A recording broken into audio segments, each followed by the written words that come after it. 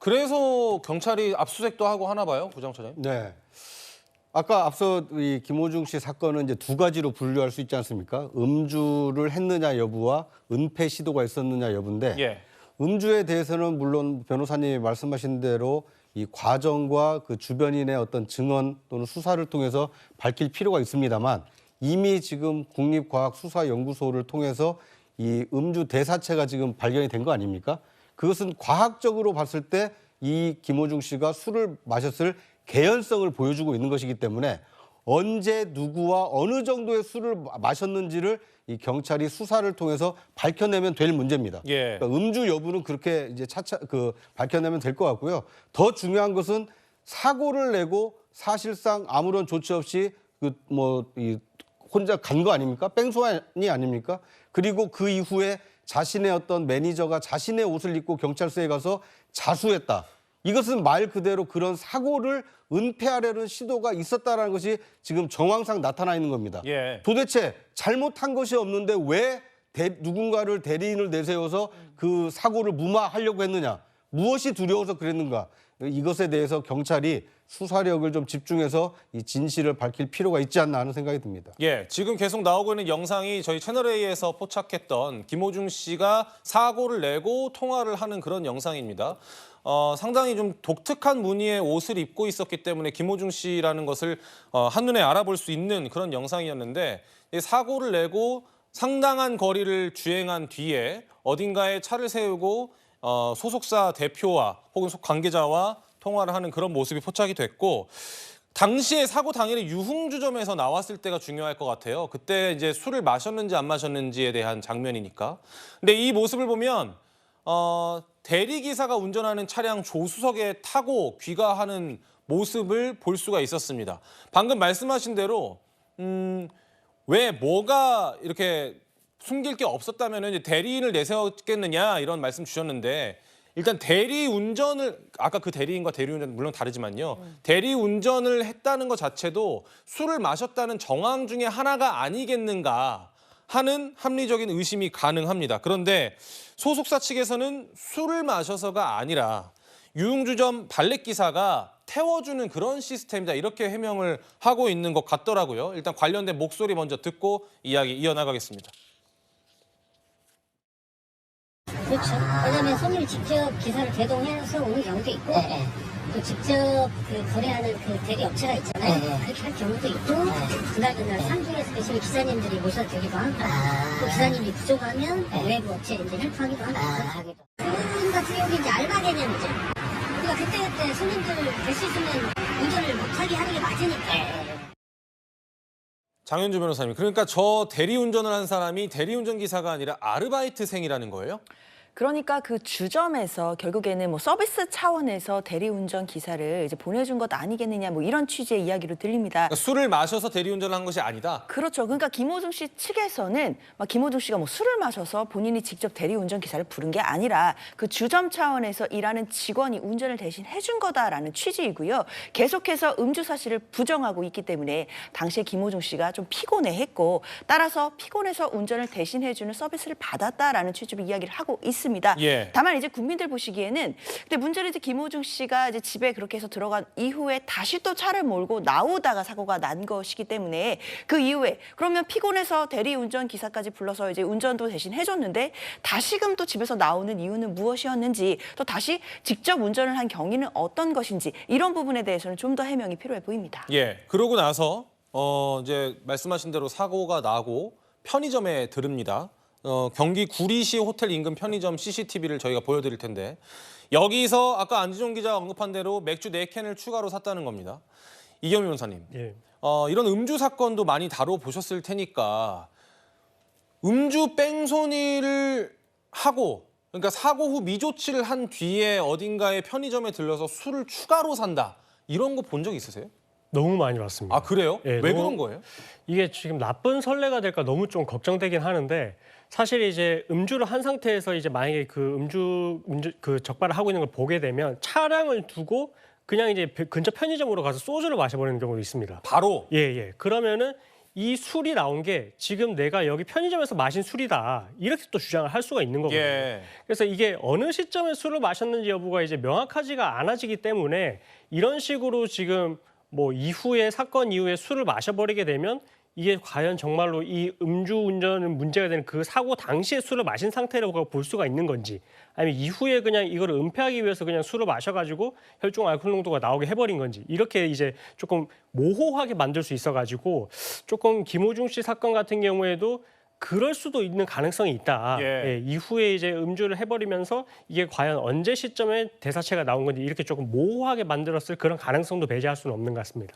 지금 여러분께서 저와 함께 살펴본 음주 정황들이 벌써 몇 가지가 됩니다만 그럼에도 불구하고 김호중 씨가 술을 마셨다고 단언할 수 있는 상황은 아닙니다.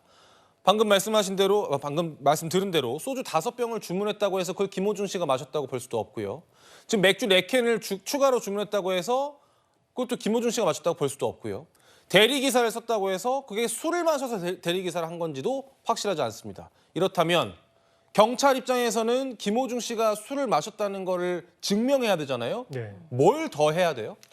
일단 지금 상태에서는 지금 그때 당시에 뭐 유명 래퍼도 있었고요. 그리고 뭐 유명 개그맨도 있었다라고 하니까 동석자들을 이제 불러서 조사를 할 필요성이 있어 보입니다. 동석자들을 불러가지고 당시 술자리에서 술을 누가 마셨는지 여부를 확인을 해봐야 될 것 같고요. 예. 그리고 그 사람들의 진술과 술집에서의 다른 종업원들이 또 목격한 진술 내용이 있을 거거든요.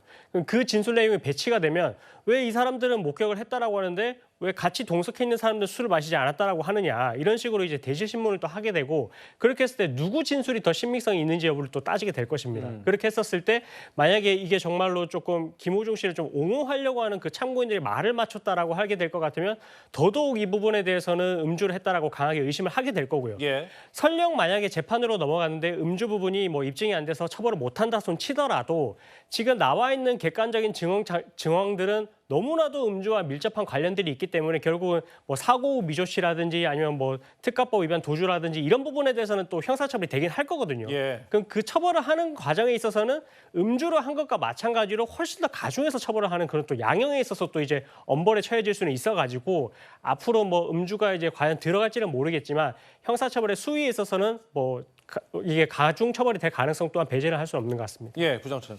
저는 국과수의 이 수사 이 조사 결과가 앞으로 중요한 증거가 될 거라고 예상을 합니다. 예. 왜냐하면 이 음주 대사체라는 것이 일반인들께서는 이제 흔히 그 숙취 해소제를 드시지 않습니까? 네. 숙취 해소제를 먹었을 때 이제 빨리 제거해 주는 것이 이제 아세트알데히드라는 물질인데 이 물질이 언제 투입이 됐느냐에 따라서 피해 농도가 달라지는 겁니다.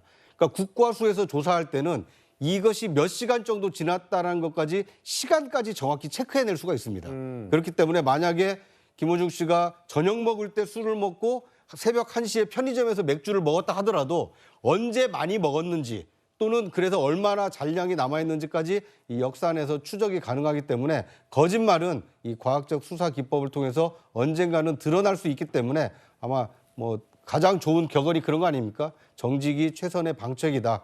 자신의 잘못한 거에 대해서 솔직하게 시인하고 용서를 구하는 것이 더 낫지 않나 하는 생각이 듭니다. 물론 같은 지점에서 김호중 씨는 모든 진실이 밝혀질 것이다 이런 입장을 밝히기도 했다는 점도 말씀드리겠습니다. 그런데 김호중 씨가 변호사를 굉장히 공들여서 선임한 것 같은 느낌이 들어요. 조남관 전 검찰총장 직무대행을 선임했더라고요. 그러니까요. 저는 이제 조남관 전 권한대행의 이름을 또 여기서 이렇게 듣게 될 줄은 잘 그러게요. 몰랐습니다. 이분 다 기억하시겠지만요. 2020년 이른바 이제 추윤 갈등이라는 사태가 벌어졌을 때 윤석열 당시 검찰총장이 직무정지가 됐었거든요. 예. 그 당시에 검찰총장 권한대행을 했던 분이거든요. 그리고 뭐 법무부 검찰국장도 지냈고 대검 차장검사까지 했기 때문에 사실 검사 생활로서는 굉장히 많이 정점을 찍은 분이다라고 평가가 되는 분입니다. 2022년에 이제 변호사로 개업을 하고 나왔는데요. 이분을 변호인으로 지금 선임을 했습니다. 조남관 변호인도 사회적으로 물의를 일으키는 사건을 변호하게 된 것 송구하지만 일단 김호중 씨가 법적으로 억울한 부분이 있는지 살피겠다라고 했기 때문에요. 앞으로 어떤 변론을 펼치는지도 좀 주목해서 봐야겠습니다. 예, 변호인도 굉장히 호화 전관 변호인을 선임했다는 점에서도 음주를 진짜 한 것 아니냐 이런 뭐 의심의 목소리도 나오는 것도 사실입니다. 그런데 김호중 씨는 어제에 이어서 오늘도 콘서트를 강행할 걸로 보이더라고요. 네, 맞습니다. 지금 창원에서 콘서트가 진행 중인데 오늘도 열립니다. 이 콘서트도 말이 많은 게 취소를 하고 싶은 분들도 이 사건이 14일 날 불거졌죠. 예. 막상 취소하려고 보니까 하루 이틀 전에는 수수료가 30%, 그러니까 장당금 21만 원에서 23만 원인데 두 장이면 10만 원이 넘는 수수료를 내야 된다는 거죠. 그리고 공연 당일은 아예 취소가 불가합니다. 그렇기 때문에 김호중 씨의 잘못으로 인해서 이런 일이 불거졌는데 왜 그거에 대한 피해는 팬들이 져야 되냐라는 얘기가 나오고 있고요. 그래서 다음 주에도 주중에는 서울 콘서트, 주말에는 김천 콘서트가 있는데 일단 김호중 씨 측과 이 공연을 같이 주최했던 측에서는 현재 다음 콘서트를 취소하는 것도 검토해보고 있다고 하는데 중요한 건 일방적으로 취소하면 계약도 위반 사유가 발생하기 때문에 김호중 씨 측에서 주최사인 김호중 씨 소속사에서 이 콘서트를 취소하겠다는 의견을 공식적으로 내지 않으면 강행할 가능성이 굉장히 높습니다. 안진용 기자께서 보시기에 지금 네. 김호중 씨 측에서 보이고 있는 일련의 대응 방안들이 있지 않습니까? 네. 일단 먼저 그 사고를 내고 도망간 건 너무나 잘못한 건데 네. 그 뒤에 운전자를 바꿔치기 하려고 하거나 뭔가 술은 절대 마시지 않았다. 그리고 지금 콘서트를 강행하는 것들 이런 일련의 대응 방식이 김호중 정도가 되는 가수에게 도움이 되는 방식인가요, 이게? 결과적으로 볼 때 음주에 대해서 사회적 시선이 굉장히 좋지 않거든요. 통상적으로 음주운전을 적발되면 몇 년 정도의 자숙의 시간을 거치기 때문에 일반적인 도로교통법상 위반과는 다르게 보고 있는 것 같습니다. 그리고 김호중 씨는 앨범 한 장을 내면 거의 100만 장 정도, 매출만 150억 원이 찍히고 공연까지 하면은 1년당 매출은 200억에서 300억에 육박하는 스타입니다. 예. 그렇기 때문에 소속사 입장에서는 음주만큼은 절대 아니라는 걸 강조하고 있는 것으로 보이고 물론 음주 여부가 지금 결정된 건 아니지만 적어도 이번 콘서트 역시 김호중 씨가 곧바로 취소해버리면 이에 따른 여러 가지 그 환불만 비용이 40억에서 50억 정도가 들고 위약금도 상당하기 때문에 결국 이런 금전적인 부분까지 따졌을 때 쉽게 취소 결정을 내리지 못하는 것으로 보입니다. 예. 일단 김호중 씨는 굉장히 좀 감동적인 이야기로 많이 알려져 있었는데 그중에 하나가 할머니께서 암으로 돌아가시면서 남긴 똑바로 살아라라는 유언의 마음을 다잡고 성악 교육을 받았다라고 이야기하기도 했습니다. 이 목소리를 끝으로 듣고요. 저는 앞으로 뉴스로 넘어가겠습니다. 할머니가 계시다 돌아가시다 보니까 근데 누구나 다 우리는 이별도 하면서 살잖아요. 그래서 제가 이 노래 부를 때마다 너무 보고 싶은 마음이 많으니까 노래로 그냥 이 내 안에 있는 그런 뭐라 해야 되죠? 울분이라 해야 되나요? 뭐 한이라 해야 되나요? 그걸 이렇게 많은 분들에게 메시지를 팍 드리고 싶었었어요.